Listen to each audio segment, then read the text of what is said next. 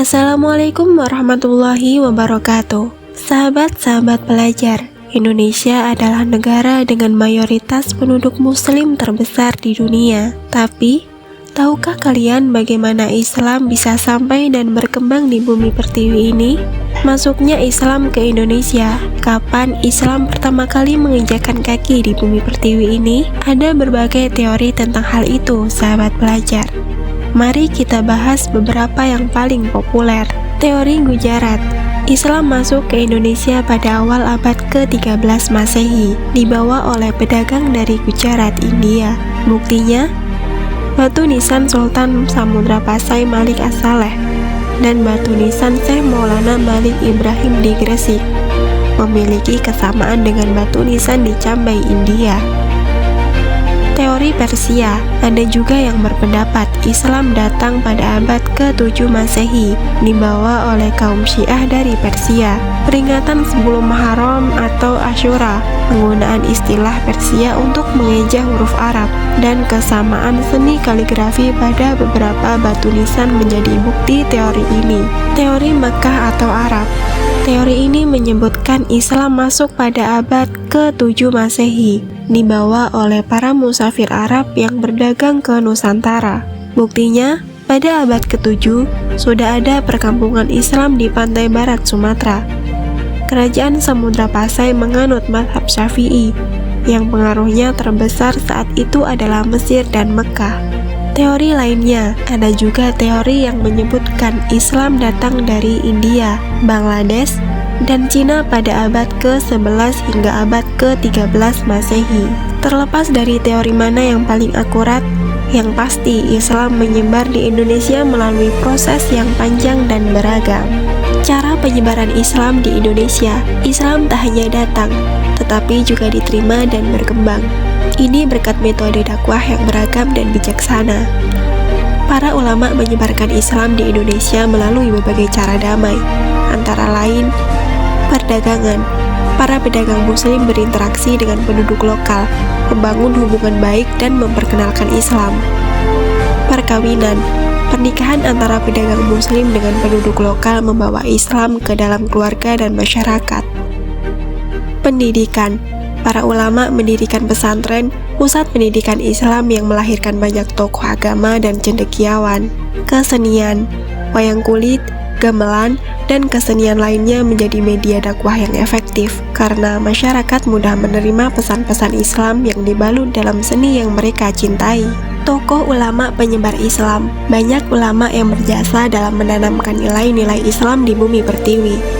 Di Samudra Pasai, ada Sultan Malik As-Saleh, pendiri dan raja pertama yang memeluk Islam, dan Sultan Ahmad yang gigih menyebarkan Islam ke berbagai wilayah. Di Aceh, Sultan Alauddin Riayat Shah mendatangkan ulama dari Persia dan India. Di Ternate, Sultan Zainal Abidin mendirikan pesantren dan lembaga pengawas syariat Islam. Dan tentu saja di Jawa, kita mengenal Wali Songo, 9 tokoh ulama yang berperan besar dalam penyebaran Islam di Jawa dan Nusantara pada abad ke-15 hingga ke-16. Wali Songo dan metode dakwahnya. Mari kita kenali lebih dekat Wali Songo dan metode dakwah mereka yang luar biasa. Sunan Gresik atau Maulana Malik Ibrahim berdakwah melalui perdagangan dan membangun komunitas muslim di Gresik. Sunan Ampel atau Raden Rahmat mendirikan pesantren di Ampel dan mengajarkan ajaran Mohlimo yang relevan dengan kehidupan masyarakat. Sunan Bonang atau Mahdun Ibrahim membawa Islam melalui kesenian gamelan dan suluk, syair-syair yang indah dan syarat makna. Sunan Derajat atau Syarifuddin menekankan pentingnya welas asih dan tolong-menolong, mengajarkan catur piwulang yang syarat nilai kemanusiaan. Sunan Giri atau Raden Paku membangun Giri Kedaton, pusat pendidikan dan pemerintahan Islam yang berpengaruh luas. Sunan Kalijaga atau Joko Said mengenalkan Islam melalui wayang kulit dan tradisi lokal, menjadi penasihat kerajaan Demak. Sunan Kudus atau Ja'far Shiddiq menghormati tradisi Hindu dengan melarang penyembelihan sapi pada Idul Adha, membangun masjid dengan arsitektur yang memadukan budaya Islam dan lokal. Sunan Muria atau Raden Umar Said berfokus pada masyarakat pedesaan, mengajarkan Islam melalui tembang dan kesenian. Sunan Gunung Jati atau Syarif Hidayatullah membangun Kesultanan Cirebon, menggabungkan peran sebagai ulama dan raja untuk menyebarkan Islam. Wali Songo sukses berdakwah karena metode mereka yang bijaksana dan adaptif terhadap budaya lokal. Mereka menerapkan prinsip tadrij atau bertahap, memperkenalkan Islam secara bertahap dan tidak memaksa. Adamul haraj atau tidak menyakiti, berdakwah dengan damai dan toleran. Akulturasi budaya, memadukan nilai-nilai Islam dengan budaya lokal.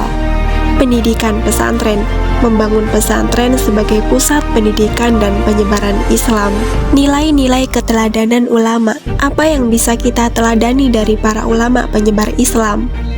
Banyak sahabat pelajar. Mereka adalah hidup sederhana meskipun kaya. Para ulama hidup apa adanya dan menafkahkan hartanya di jalan Allah. Gigih berjuang, tak pantang menyerah dalam menghadapi tantangan dan rintangan.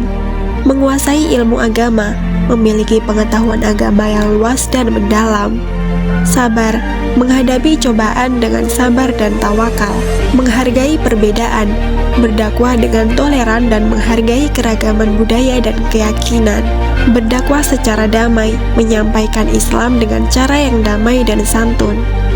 Sahabat pelajar, semoga video ini menambah wawasan kita tentang sejarah dan peran tokoh ulama dalam penyebaran Islam di Indonesia. Mari kita teladani nilai-nilai luhur mereka dalam kehidupan sehari-hari. Wassalamualaikum warahmatullahi wabarakatuh.